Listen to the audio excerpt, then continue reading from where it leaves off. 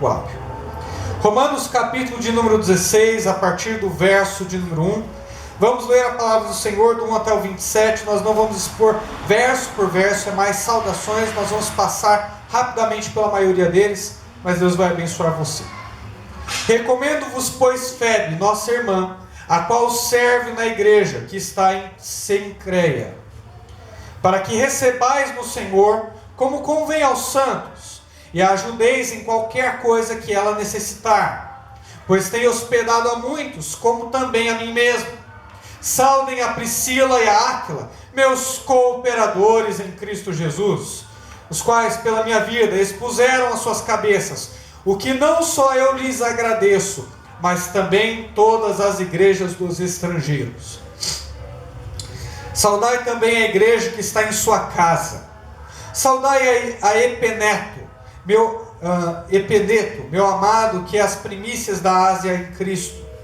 Saudai a Maria, que trabalhou muito por nós. Saudai a Andrônico e a Júnia, meus parentes e meus companheiros na prisão, os quais se distinguiram entre os apóstolos e que foram antes de mim em Cristo. Saudai Amplias, meu amado no Senhor. Saudai a Urbano, nosso cooperador em Cristo, e a Estaques, meu amado. Saudai a Apis, aprovado em Cristo.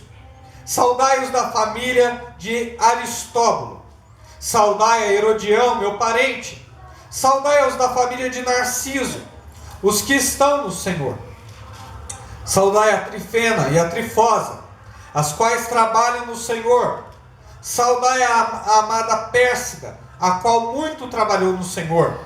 Saudai a Rufo, eleito no Senhor, e a sua mãe, que também é a minha. Saudai a Ansíncrito, a Flegonte, a Hermas, a Pátrobas, a Hermes, e aos irmãos que estão com eles. Saudai a Filólogo e a Júlia, a Nereu e a sua irmã, e a Olímpia, e a todos os santos que com eles estão. Saudai-vos uns aos outros com o santo ósculo. As igrejas de Cristo vos saúdam. E rogo-vos, irmãos, que noteis os que promovem dissensões e escândalos contra a doutrina que vocês aprenderam. Desviem-se deles, porque os tais não servem a nosso Senhor Jesus Cristo, mas ao seu próprio ventre, e com suaves palavras e lisonjas enganam os cooperadores dos simples. Quanto à vossa obediência, é ela conhecida de todos. Comprazo-me, pois, em vós, e quero que sejais sábios do bem, mas simples no mal. E o Deus de paz esmagará em breve Satanás debaixo dos vossos pés. A graça de nosso Senhor Jesus Cristo seja convosco. Amém. Saúdam-vos Timóteo, meu cooperador, e Lúcio, e Jason, e Sosipatro, meus parentes. Eu, Tércio, que esta carta escrevi, vos saúdo no Senhor. Saudai-vos Gaio, meu hospedeiro, e de toda a igreja. Saudai-vos Erasto, procurador da cidade, e também o irmão Quarto. A graça de nosso Senhor Jesus Cristo seja com todos vós. Amém. Ora, aquele que é poderoso para vos confirmar, segundo o meu evangelho, e a pregação de Jesus Cristo, conforme a revelação do mistério que desde tempos eternos esteve oculto, mas que se manifestou agora, e se noticiou pelas escrituras dos profetas, segundo o mandamento do Deus eterno, a todas as nações para a obediência da fé. Ao único Deus sábio seja dada glória por Jesus Cristo para todos sempre. Amém. Amém, irmãos? Glórias a Deus. Preste atenção, eu sei que a música está lá fora ensurdecedora, mas faça de tudo para poder prestar atenção. Queridos, hoje nós estamos estudando esse texto que é a parte final do livro de Romanos. O livro de Romanos foi uma saga gloriosa para todos nós, uma jornada maravilhosa. Eu tenho certeza que você aproveitou a viagem no livro de Romanos, mais do que aproveitou a viagem a Campos do Jordão, mais do que aproveitou a viagem às férias paradisíacas, mais do que aproveitou a viagem para tantos outros lugares gostosos que você teve lazer, que você teve prazer, que você desfrutou na presença do Senhor. Tenho certeza que você aproveitou essa viagem muito mais do que aproveitou todas essas outras viagens que você já fez na vida. Nós falamos sobre salvação. Nós notamos o que é necessário para ter uma igreja forte. Nós falamos sobre justificação, como Deus nos declara inocentes. Nós falamos sobre santificação, como podemos entregar nosso corpo, alma e espírito para que Deus se santifique, que Deus usufrui do nosso corpo. Nós falamos também sobre a liberdade cristã, aquilo que não é pecado, mas que nós podemos abrir mão a fim de não escandalizar o nosso irmão, a nossa irmã, que teve problemas no passado com certas situações, e que se você usar da sua liberdade cristã para aproveitá-la, pode trazer escândalo para um outro irmão, e que é melhor evitá-la, como Paulo evitou, como Cristo evitou, como Ele se entregou de maneira total à nossa causa, cada um de nós. Nós também devemos devotar todo o amor uns para com os outros. E aqui chegamos agora, na última parte desse livro, no capítulo de número 16, um capítulo onde Paulo cita vários nomes, pessoas que ele é imensamente grata de coração, pessoas que ajudam no alicerce da igreja de Roma, obreiros exemplares, mulheres de bem, mulheres de fé, homens e mulheres piedosos, piedosas, valorosos, que usaram a sua vida para alicerçar a igreja de Roma, e todo o trabalho deles foi importantíssimo para que aquela igreja tivesse o renome, a fama que tinha. Tinha fama de ser uma igreja forte. Nós não vimos uma galeria tão valorosa e tão bela assim, senão na galeria dos heróis da fé que está lá em Hebreus capítulo de número 11. E esses homens contemporâneos do apóstolo Paulo também tinham igual valor, porque militavam um bom combate, entregavam a sua vida em prol da igreja local, em prol dos cristãos romanos. Eles seriam a tropa de elite de Deus. E o que é uma tropa de elite? A tropa de elite é aquela que é chamada quando nenhuma outra tropa resolve. Quando os soldados comuns que tiveram treinamento básico não podem responder àquela situação como é necessário, porque não tiveram o treinamento adequado. Deus, ele tem a sua tropa de elite, e esses homens estão inscritos nelas. Homens valentes, homens valorosos, homens que entram em qualquer lugar, e eles estão preparados para resolver a situação. Eu quero te dizer essa noite, que você não é um soldado raso.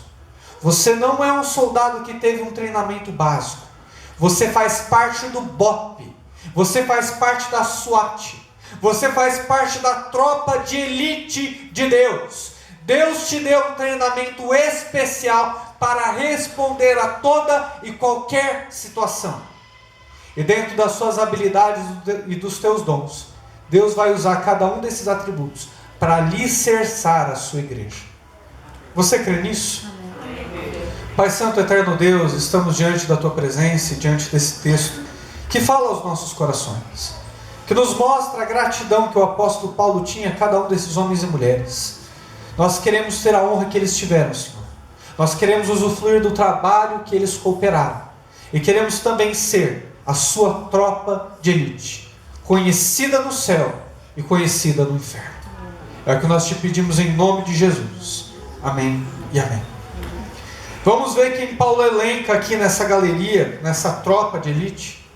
Ele diz no 16, olha, eu recomendo Febe, nossa irmã, a qual serve na igreja que está em Cencreia, para que vocês a recebam no Senhor como convém aos santos, e a ajudem em qualquer coisa que ela necessitar, porque tem hospedado a muitos, como também a mim mesma. Olha que interessante. A igreja de Roma era uma igreja já forte, era uma igreja conhecida mundialmente pela fé que ela tinha, E Paulo estava transportando uma mulher que servia na igreja de Cencreia para então servir na igreja de Roma, para poder contribuir, para poder alicerçar a igreja de Roma. E Paulo a recomenda dizendo o seguinte: olha, essa mulher cuida dos santos, essa mulher é piedosa, essa mulher é bondosa, essa mulher é amorosa, e eu quero que vocês a recebam com o mesmo amor e com o mesmo cuidado que ela tem recebido, que ela tem exercido na sua igreja de origem. Ela é tão importante que Paulo a envia para uma outra igreja. Não nos é registrado aqui que essa mulher era uma grande pregadora. Não nos era registrado aqui que essa mulher era uma grande conhecedora das Escrituras. Provavelmente não era, porque as mulheres não tinham acesso à leitura. Mas era uma mulher de obras. Era uma mulher dinâmica. Era uma mulher que trabalhava como uma abelha. Ela fazia questão de ter o lar dela como um lar que receberia santos, as santas, os cristãos. E ela poderia dar todo o conforto, e ela poderia dar todo o consolo, todo o amor necessário para que aqueles cristãos se sentissem em casa. Você que está se perguntando: pastor, como eu posso fazer para servir o meu Deus? Eu não conheço muito as Escrituras. Eu não sou uma pessoa, pastor, de estar na frente das coisas. Eu não sei falar direito. Você pode fazer como Febe fazia. Você pode servir os santos. A sua casa pode ser um oásis. Sabe o que é um oásis? É um lugar paradisíaco, cheio de água e de árvores frutíferas, que fica bem no meio do deserto e que serve de descanso e alívio para todo viajante, para todo aquele que se coloca em uma jornada de dias. Ele encontra um oásis e ele fica descansado, ele fica alimentado, ele é reenergizado e está pronto para voltar ao deserto e viajar na sua peregrinação. A sua casa pode ser um local de paz. A sua casa pode ser um oásis. A sua casa pode ser um local de descanso, onde você vai receber irmãos e irmãs, e eles vão se sentir acolhidos. Pastor, eu estou passando por tantas lutas na vida. Pastor, eu estou passando por tantos amargos. Pastor, eu estou passando por tantas tribulações. Mas quando eu vou na casa do irmão tal, quando eu vou na casa da irmã tal, eu me sinto tão descansado, pastor. Eu me sinto revigorado. Parece que Deus recarrega as minhas baterias. Eu estou pronto para mais, eu estou pronto para lutar, eu estou pronto para o embate. Pastor, o que aquela irmã tem? Pastor, o que aquele homem tem que quando eu entro naquela casa, eu sinto o poder de Deus me consumindo? Eu estou pronto para as lutas e para os combates da vida. Uma mulher que se propôs a servir os cristãos e a fazer disso a sua causa de vida. Uma mulher tão importante que Paulo considerou ser necessário enviá-la à igreja de Roma. Essa igreja está precisando de amor. Essa igreja está precisando de gente que consola. Essa igreja está precisando de gente que saiba administrar um lar para receber cristãos cansados e revigorados. Paulo considerou essa mulher como quem tinha esta importância. Eu quero te dizer que o mais importante de uma igreja não é um pastor. Que o mais importante de uma igreja não é quem canta. Que o mais importante da igreja não é aquele que está necessariamente na frente ou à frente dos trabalhos. Igreja é um ambiente no qual todos nós temos a nossa importância, onde todos nós servimos no reino. E se falta um sequer, já falta muito. Já é muito importante. É como uma engrenagem, você entende? Você tem um motor com várias engrenagens, elas impulsionam, elas fabricam, e elas trabalham. E aí tem uma engrenagem desse tamanhozinho, que ninguém liga para ela. Mas arranca aquela engrenagenzinha para você ver se todo o motor volta a funcionar. Não volta. Cada peça é importante para fazer com que isso tudo funcione. Eu quero te incentivar, homem. Eu quero te incentivar, mulher. Faça da sua casa um ambiente de paz. Sirva os santos e você vai estar prestando um grande trabalho na obra do Senhor. E não deixe ninguém te dizer o contrário. Olha o que ele diz aqui. Tenho hospedado a muitos, como também a mim mesmo. Paulo não estava falando de uma mulher que ele não conhecia. Paulo não estava falando de alguém que ele não tinha convívio pessoal. Paulo estava falando dessa mulher, é assim, porque eu sei, eu me hospedei na casa dela e essa mulher me deu o melhor tratamento. 3. Saudai a Priscila e a Áquila, meus cooperadores em Cristo Jesus, os quais pela minha vida expuseram as suas cabeças, verso 4, o que não só eu lhes agradeço, mas também todas as igrejas dos estrangeiros. Irmãos, para de assistir o Renato Cardoso e a esposa dele, e presta mais atenção nesse casal aqui, vai valer mais a pena, pode ter certeza. Eu não posso falar pelo Renato e pela esposa dele, mas eu posso falar por esses. Está na Bíblia. Priscila e Áquila. Que casal formidável. Que casamento. Não há registro se eles tinham filhos ou não. Possivelmente era um casal bem jovem. Áquila era o esposo e Priscila, não a nossa Priscila, não minha irmã Priscila, mas a Priscila das Escrituras era a sua esposa. E eles eram um casal que pregavam a palavra de Deus. Eles conheceram mais da Escritura através do apóstolo Paulo e eles discipulavam. Priscila e Áquila não eram um casal que pregava para a igreja como eu estou pregando aqui. Eles geralmente escolhiam outras pessoas, formavam um pequeno grupinho e ensinavam melhor as Escrituras. Era essa a função de Áquila e de Priscila. Numa dessas andanças deles, eles encontraram um sujeito chamado Apolo, um pregador que a Bíblia mostra que ele era referência, um pregador de fogo, se podemos dizer assim, um pregador de avivamento, um pregador bom, um pregador habilidoso. E ele se tornou isso. Grande parte ele deve por conta de Áquila e de Priscila. Eles chegaram na cidade onde Apolo estava, observaram a maneira com que ele pregava e disseram assim: esse homem tem potencial, esse homem conhece alguma coisa de Cristo, acho que nós podemos ensiná-lo melhor. E a Bíblia relata que Apolo se sentou com Priscila e com Áquila, e que eles ensinaram melhor as Escrituras, e que eles expuseram melhor as Escrituras, e Apolo cresceu em seu conhecimento, e pôde pregar melhor a palavra do Senhor. Talvez a sua desculpa seja: pastor, eu não posso me envolver muito na obra, porque eu sou casado, porque eu sou casada. Se você tem uma esposa ou esposo crente, vá com ele pregar a palavra de Deus. Vá com ela visitar. Vá com ela discipular. Vá com ele. Você pode instruir pessoas. Você pode pregar a palavra. Você pode ensinar.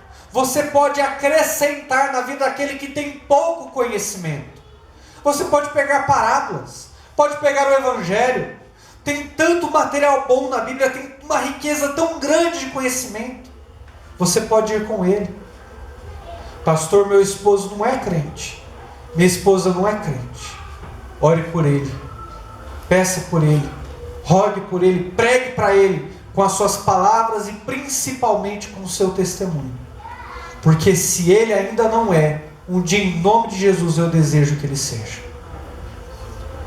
Isso será por conta do seu testemunho, por conta da sua procedência de vida.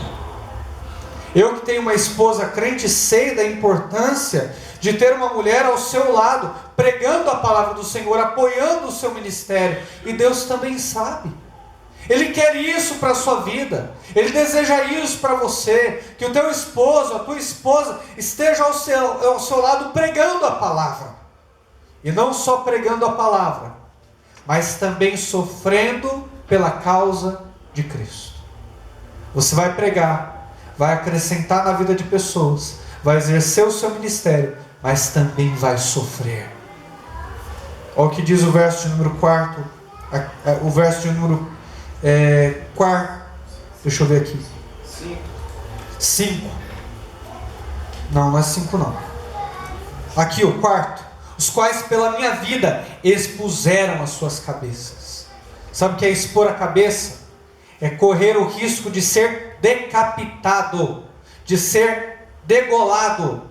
Priscila e Áquila, pelo amor que eles tiveram ao apóstolo Paulo, o visitaram na prisão, continuaram o seu ministério de pregação, em uma época onde era proibido trazer pessoas a Cristo, onde era proibido pelo Império Romano se converter a Cristo. Esse casal continuou pregando, mesmo em meio à perseguição.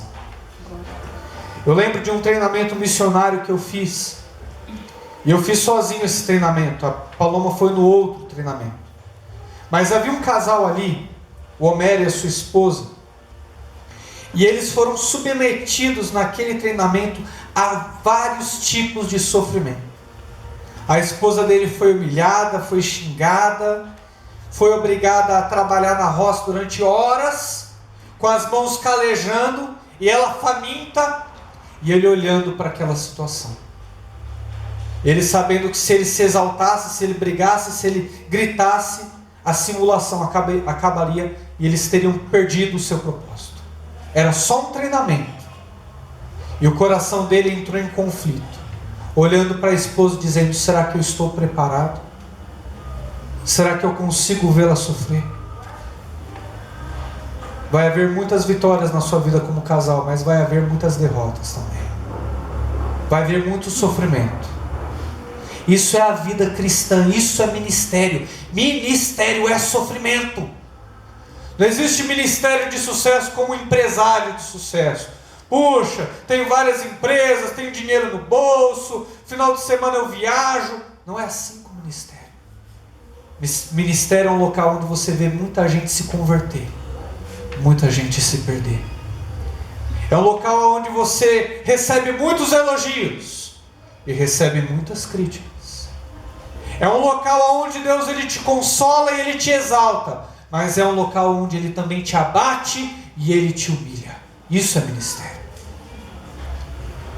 Se você está orando para que o teu esposo, a tua esposa participe dos sabores do labor a Cristo, esteja preparado também para os dissabores que isso traz, porque eles virão. E quando você passar, lembra que você pediu isso, hein? Passe com alegria. Passe com alegria. Sabe qual é o mandamento mais desobedecido? Sabe qual é? Alegrai-vos na tribulação. Alegrai-vos na tribulação. Esse é o mandamento mais desobedecido. Está na hora de eu e você colocarmos em prática. Diz assim aqui também: saudai também a igreja que está em sua casa. Esse verso é maravilhoso. Meu professor escreveu um livro inteiro falando só desse verso. Saudai também a igreja que está em sua casa. Como a gente despreza isso, não, irmãos? Priscila e Áquila tinham uma igreja em casa. Eles tinham irmãos e irmãs que eles traziam para discipulado, para ensino. Igreja que está na sua casa. Sabia que existe uma igreja na sua casa? Teu marido, tua esposa, teus filhos, só a igreja que está na sua casa. É para eles que você tem que pregar, é para eles que você tem que evangelizar, é a vida deles que você tem que edificar. E a igreja que está em sua casa? Como é que anda a igreja que está em sua casa? Eu falo para chefes de família, eu falo para mulheres piedosas: não se deixe abater, não se desmotive. Por quê, pastor? Faz mal para a minha vida espiritual? Claro que faz, mas existe um exército atrás de você. Você é o comandante da igreja que está na tua casa. Se você se desmotivar, você desmotiva toda a tropa junto. Olha para quem você está liderando. Olha para quem você está servindo de exemplo. Aquele que é pai de família, que é mãe de família, não pode desprezar a igreja que está em sua casa. Não pode se dar ao luxo de ficar desmotivado. Olhe para os olhos da tua filha, olhe nos olhos do teu filho, olhe no rosto da tua esposa, no rosto do teu marido. você não vai ver motivos para ficar desanimado. Eu tenho que continuar batalhando. Eu tenho que continuar lutando, porque existe uma igreja que está na minha casa. Essa responsabilidade tem que pesar, irmãos. Essa responsabilidade tem que pesar. Priscila e Áquila tinham uma igreja em casa. Leva a igreja para a tua casa também. Se por acaso você está se sentindo desanimado, se você está se sentindo para baixo, leva a igreja para a tua casa também, para a gente poder participar do corpo, para que a gente possa comungar de um alimento, para que a gente possa orar com você. Leva a igreja para a tua casa. Aproveita o ministério de visitas da igreja que eu acabei de fundar e leva a igreja para a tua casa. Olha só o que está escrito aqui. 5. Saudai também a igreja que está em sua casa. Saudai a Epeneto, meu amado, que é as primícias da Ásia em Cristo Jesus. A Ásia era um lugar inalcançável. E esse homem foi o primeiro fruto, o primeiro a se converter. Um dos primeiros a receber o Evangelho de Cristo Jesus. Sabe o que é maravilhoso no ministério? Quando você começa a trabalhar, quando você coloca a mão no arado da obra de Deus, lugares que eram remotos, gente que você pensou que nunca se converteriam, recebem a Cristo como Senhor e Salvador das suas vidas. Vem gente do baile funk, se converte. Vem gente de um grupo de ateus e se converte. Tem gente da quermesse que se converte. Tem gente da bebedeira, tem gente da loucura, tem gente do rolê que se converte. E você fala, puxa, mas era um lugar tão remoto, eu julgava inalcançável. Nunca ouvi falar de alguém que se converteu dali. E Deus tem os seus e começa a trazer. Porque você tomou a iniciativa de colocar a mão no arado. Paulo sofreu naufrágios, Paulo foi picado por víboras, Paulo foi achincalhado, foi torturado, Paulo sofreu açoites, mas ele ganhou esse primeiro fruto, que é a vida desse homem. E sabe o que acontece quando a gente ganha um fruto?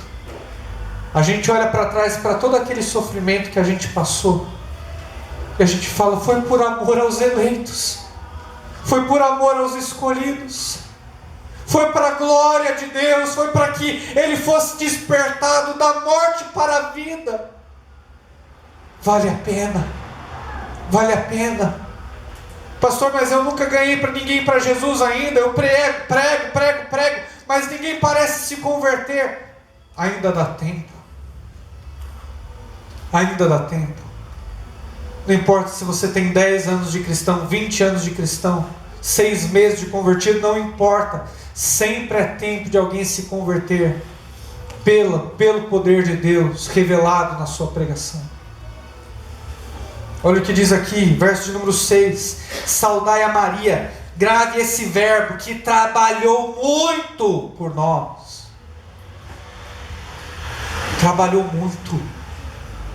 Quando você vem a Cristo, você trabalha muito. Vir a Cristo não é prosperidade financeira. Vir a Cristo não é ganhar o iate, a mansão, a casa própria, a realização, a felicidade, o sonho de consumo. Vir a Cristo é trabalho. Pastor, mas eu sou tão limitado. Você pode interceder, você pode orar, você pode ler a Bíblia e dividir com alguém, você pode ligar, você pode mandar um WhatsApp. Você tem tantos meios hoje para trabalhar para Jesus. Em alguma coisa Deus vai te direcionar. Nem que Ele use as tuas orações, mas algo Ele vai usar. De qualquer forma, o ministério é um local de intenso trabalho. Essa mulher trabalhou muito. Eu lembro de Jabes. Jabes tem uma genealogia lá no livro de Crônicas, onde tem uma genealogia imensa, tipo, toma umas 20 páginas da Bíblia, você vai lendo. Fulano gerou ciclano, que gerou Beltrano, que não sei o que, de não sei o que. Vai lendo aquela genealogia tal, que você quase dorme quando lê, essa é a verdade. Aí você acaba lendo Jabes, e gerou Jabes. Aí tem uma vírgula, e diz assim: e Jabes orou a Deus, para que honrasse o trabalho das suas mãos. E Jabes foi próspero. vírgula, e continua a genealogia e vai até o fim. Aí você olha toda aquela genealogia, e diz: o que Jabes está fazendo aqui? Por que Deus colocou Jabes na Bíblia? Ah, já sei, Jabes foi próspero. Deus respondeu a oração de Jabes. Jabes ganhou mais terra, Jabes ganhou mais gado, Jabes ganhou mais tudo. Então isso quer dizer, se eu pedir prosperidade, Deus vai me dar. Irmão, sabe o que Jabes estava pedindo? Jabes estava pedindo mais terra para arar, Jabes estava pedindo mais gado para cuidar, Jabes estava pedindo mais noites sem dormir, Jabes estava se sentindo inútil e ele queria trabalho. É esse o sentido do verso. E que o seu trabalho honrasse a Deus. Sabe qual é o termo abençoado no original do Antigo Testamento? O termo abençoado quer dizer útil. Isso é o termo abençoado no Antigo Testamento. Útil. Útil. E em nome de Jesus você é útil para Deus. Mas existe muito trabalho te esperando. Muito trabalho te esperando. Vamos ver aqui. Saudai a Andrônico e a Júnia, meus parentes e meus companheiros na prisão, os quais se distinguiram entre os apóstolos e que foram antes de mim em Cristo. O apóstolo era um conselho formado por 12 homens e mais Paulo. E entre todos esses apóstolos, Andrônico e Júnia, eles se destacaram diante dos apóstolos. Eles tiveram uma procedência melhor. Eles tiveram uma procedência mais pura, mais firme, mais forte, mais comprometida. Era isso que está escrito aqui. Ao ponto de participarem até da prisão de Paulo. Foram presos junto com ele, por amor a Cristo, e sofreram a mesma coisa que Paulo sofreu. E porque sofreram a mesma coisa que Paulo sofreu, com certeza vão dividir uma coroa de glória com ele no céu. Porque salvação não é por obras, mas galardão é. Galardão é por obras. Galardão é por trabalho. Os prêmios revelados no céu são de acordo com aquilo que a gente produz na terra. Se você quer se destacar diante de Deus, se destacar diante daqueles que servem, que olha, puxa, esse obreiro eu posso contar com ele, essa obreira eu posso contar com ela. Seja alguém comprometido. Você disse que vai fazer alguma coisa, faça. Seja alguém responsável. Foi te delegado uma responsabilidade, cuide dela. Seja alguém de uma palavra só diante de Deus. Falou que vai visitar, visita. Falou que vai insistir em alguém, insiste. Falou que vai jejuar por fulano, jejue. Esse é o tipo de caráter que um obreiro precisa ter. Um homem e uma mulher comprometido diante de Deus. Se destacar é isso. E participar da aflição. Não tem mais nenhum apóstolo para você participar da aflição. Mas tem um pastor aqui. Se você quiser participar do meu sofrimento, é muito bem-vindo. Pode participar do meu sofrimento que eu deixo. Sofrimento, as lutas, os dissabores, os choros. Pode participar. Participe do sofrimento da sua igreja local. Esteja junto com o seu pastor nas lutas. Venha para o evangelismo. Aprenda a evangelizar. Participe das lutas ministeriais.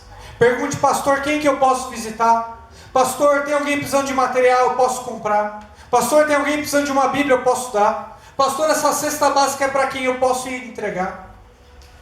Participe das aflições junto com o seu pastor. Existe muita coisa que você pode fazer aqui dentro. Tem muito trabalho para você. E sofrimento, hein? Sofrimento eu estou dando, distribuindo de toneladas. Se quiser. Quem quer sofrimento aí? Dá uma glória a Deus. Amém. Olha que forte, hein? Saudai a Amplias, meu amado Senhor. Saudai a Urbano. Ele vai saudando, meu amado. 10. Saudai a Apeles, aprovado em Cristo. Saudai-os da família de Aristóbulo. Você quer ser aprovado em Cristo Jesus? Você quer ser um obreiro de excelência? Você precisa ter um caráter aprovado. Existem muitos pecados que você não consegue superar, que você não consegue quebrar dentro de si. E para todos esses pecados você tem que pedir a ajuda de Deus. Você tem que pedir: Senhor, quebra esse pecado dentro de mim. Senhor, tira esse vício da minha vida. Senhor, arrebenta com essa vontade que eu tenho de fazer aquilo que é contrário à sua palavra. Para todos esses grandes gigantes você tem que pedir a ajuda de Deus. Mas vamos falar a verdade. Existem pecadinhos que estão batendo a porta do seu coração dia após dia. Ratos, baratas, seres desse tamanho, que facilmente você pisaria e jogaria fora, mas você deixa eles serem participantes da sua vida. E você sabe disso. Às vezes esses grandes pecados que nós temos na nossa vida geram em nós um grande peso de santidade, porque a gente pede ajuda para Deus, a gente se declara dependente, e esses que a gente não liga tanto, a gente vai tolerando eles na nossa vida. São pecadinhos, são mentirinhas, são palavrõezinhos, são piadinhas, é uma olhadinha no computador naquele site que não deve, é uma brincadeira já mais maliciosa com alguém do outro sexo. São coisas desse gênero que a gente vai tolerando na nossa vida. São pensamentos que a gente vai carregando durante a semana, que Deus não participa de nenhum deles, mas a gente vai tolerando eles na nossa mente. Nossa, não acredito que eu pensei nisso. Mas não tem problema não. A gente vai tolerando esses pensamentos, vai tolerando a mágoa, vai tolerando a falta de perdão, vai tolerando o ódio, vai tolerando a ansiedade. A gente vai tolerando, até fazer uma sacola desse tamanho. E quando a gente percebe, a nossa mente está um bagaço. Aprenda a ser alguém aprovado diante de Deus. Se livra desses pecados que você pode se livrar. Que Deus já te deu toda a santidade, o Santo Espírito, para que você seja liberto deles. Sabe por que você não vê esses pecadinhos? Em primeira instância, porque você não quer. Se você é convertido e tem o poder de Deus, o Santo Espírito habitando dentro de você, o dia que você falar chega, eles param. O dia que você tomar uma atitude, eles acabam. O dia que você fala: eu vou fazer, eu vou entrar em uma rotina espiritual melhor, mais ampla, mais profunda, eles vão embora. E você sabe disso. Mas você vai tolerando. Você convida para entrar, pede para sentar na sala de estar, dá uma revista de hoje para o pecadinho ler, vai tolerando o pecado dentro de você. O pecado não foi feito para ser tolerado. O pecado foi feito para ser confrontado. Confronte os pecadinhos que estão dentro de você. Tome uma postura, uma iniciativa, uma decisão espiritual. Quer trabalhar na obra de Deus? Quer ser participante de uma igreja que em todo o mundo era anunciado o tamanho da fé desses homens? Seja alguém de caráter aprovado. Muito trabalho, muito trabalho. Verso de número 17. Peço, irmãos, que notem os que promovem dissensões e escândalos contra a doutrina que vocês aprenderam. Desviem-se deles, porque os tais não servem a nosso Senhor Jesus Cristo. Agora olha que interessante, vírgula. Mas ao diabo? Não. Mas à ideologia? Não. Mas servem ao engano? Não. Olha a palavra que Paulo usa. Mas servem ao seu próprio ventre. Talvez na Almeida século 21 esteja escrito: sirvam a si mesmos. Pelo que eu lembro, foi isso que eu li. E com suaves palavras e lisonjas enganam os corações dos simples. Olha que interessante. A igreja, ela precisa de um trabalho tanto positivo, a gente precisa trabalhar, evangelizar, consolar, interceder, pregar, orar, entregar. Nós precisamos fazer muito trabalho. Mas nós também precisamos ter uma postura negativa, evitar, servir de barreira, romper com aquelas pessoas que se levantam no nosso meio e querem pregar heresias, e querem pregar engano, e querem pregar mentira, e querem ganhar as pessoas dessa igreja para que acreditem em mentiras, em verdades, que se desviem do caminho do Senhor. Nós também precisamos evitá-las. Ministério não é local para egoísmo. Igreja não é local para egoísmo. Quando você é igreja, não existe mais local para o eu, só existe local para o nós. Igreja é ser nós. Igreja é ser a gente. E quando se levanta alguém no meio pensando, não, mas vamos ver o que eu acho, vamos ver o que eu penso, vamos ver o que eu vejo de melhor. Essa pessoa quer enganar os outros e arrebanhar para si, porque ela serve a si própria. Existem pessoas que vão se levantar em nosso meio para romper com os padrões de santidade que foram colocados aqui, para serem adotados padrões mundanos de santidade, padrões fracos de santidade. Existem pessoas que vão se levantar no nosso meio, pregar engano, pregar mentira, dizer que Jesus não é Deus, dizer que salvação não é pela graça, dizer que Deus não escolhe ninguém, que a gente que se escolhe, dizer que Deus não é três, Pai, Filho e Espírito Santo, que Deus é um só. Vão haver várias pessoas que vão se levantar no nosso meio querendo pregar mentira, querendo pregar engano, querendo fazer com que o irmão se desvie. Qual tem que ser a sua postura? Evitar esses irmãos, romper com esses irmãos, fazer um bloqueio com esses irmãos. E esses irmãos, eles não vão falar mal de você. Você viu que com lisonjas enganam, suaves palavras e lisonjas, é elogios.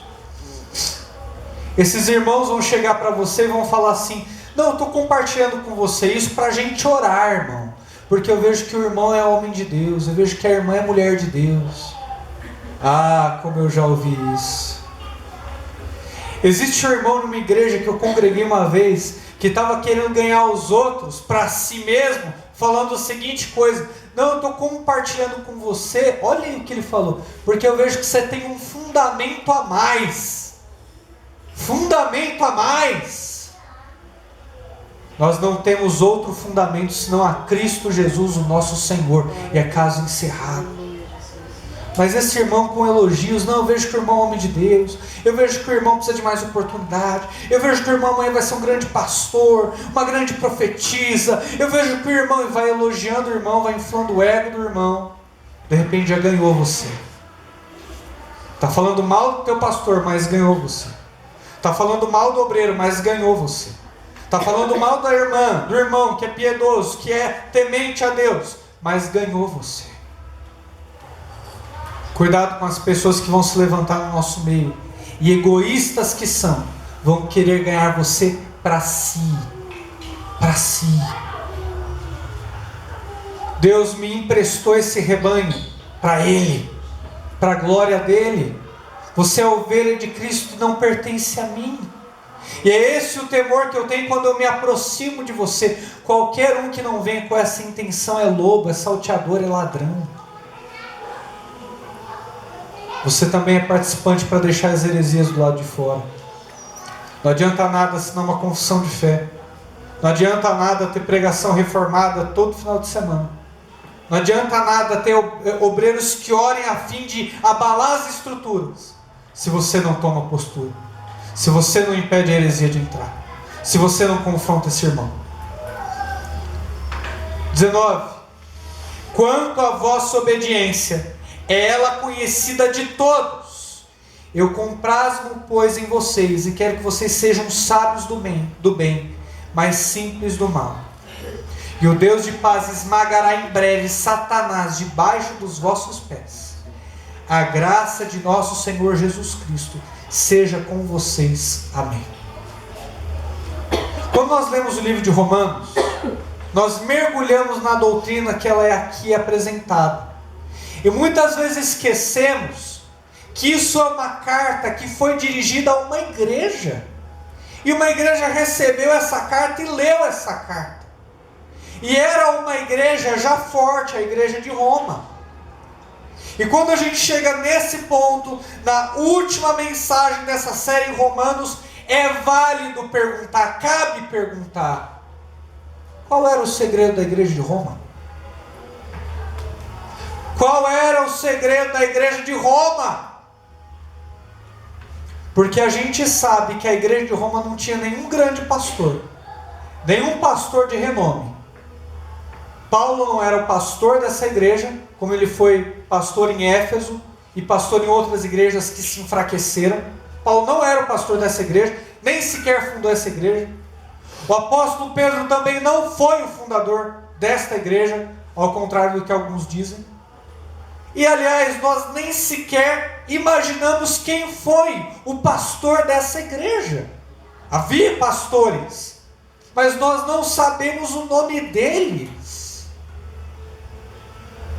Não, pastor, para a igreja ser forte tem que ter um pastor de renome. Não. A Bíblia está provando para todos nós aqui o contrário. Não precisa ter Paulo Júnior na igreja para a igreja ser forte. Não precisa ter Paul Washer, David Wilkerson, John MacArthur na igreja para a igreja ser forte. Já sei, pastor, é uma igreja com uma unção especial, com um poder especial vindo da parte de Deus. Quando a igreja tem isso, aí a igreja é forte. A Bíblia está nos mostrando que não. Porque esses irmãos que foram dirigidos a essa carta são tão simples quanto nós. Conhecem tanto quanto nós conhecemos, talvez até menos. E eram pessoas comuns. O mesmo Espírito Santo que estava sobre a vida deles está dentro de nós. Então também não há nenhum registro de unção especial e força sobre-humana, além daquela que nós já temos, o Santo Espírito de Deus. Nós já definimos qual não era o segredo da igreja de Romanos. Agora, qual é o segredo da igreja de Roma? 19. Quanto à vossa obediência, ela é conhecida de todos. Sabe o que é triste hoje? É que eu ouço falar de igrejas que são conhecidas pelos pastores que têm. Pastor Paulo Júnior é pastor da igreja Aliança do Calvário. Pastor Paul Washer é pastor de uma igreja lá na Virgínia. Pastor John MacArthur é pastor da Grace Community Church, lá nos Estados Unidos. Pastor Miguel Yunes é um grande pastor reformado que prega lá num país da América Latina que agora não me vem o nome. República Dominicana. Mas quando eu olho para a Bíblia, quem eu vejo que é famoso são os membros. Quem eu vejo que é famoso é as atitudes deles. A vossa obediência é conhecida. O pastor, coitado, não saiu nem na capa do que suco. Mas a obediência daquela igreja é conhecida. Era uma igreja que pregava, era uma igreja firme, era uma igreja que recebia, era uma igreja que consolava, era uma igreja que hospedava, e tudo isso eu posso definir em uma palavra: era uma igreja obediente. Quer ser uma igreja forte? O segredo está na obediência. Aplique na sua vida isso que você conhece da Escritura. Aplique o amor que você recebeu de Deus. Aplique a paciência que você recebeu de Deus. Aplique a doçura que você recebeu dele. Aplique o fervor. Aplique a bondade. Aplique a piedade. Pratique. A Bíblia não é uma fórmula mágica. Quando você vem na igreja, o pastor grita: receba, receba, sai do teu lugar, receba. Você levanta a mão e recebe. Isso é misticismo. A Bíblia foi feita para ser vivida. A Bíblia foi feita para ser aplicada. A Bíblia foi feita para que homens e mulheres de oração olhem com lágrimas esse livro e digam: eu quero viver, Senhor, me deixe viver, me ensine a obedecer, Senhor, eu quero guardar as tuas palavras, eu não desejo pecar contra ti, me ajude a obedecer a tua palavra, Deus.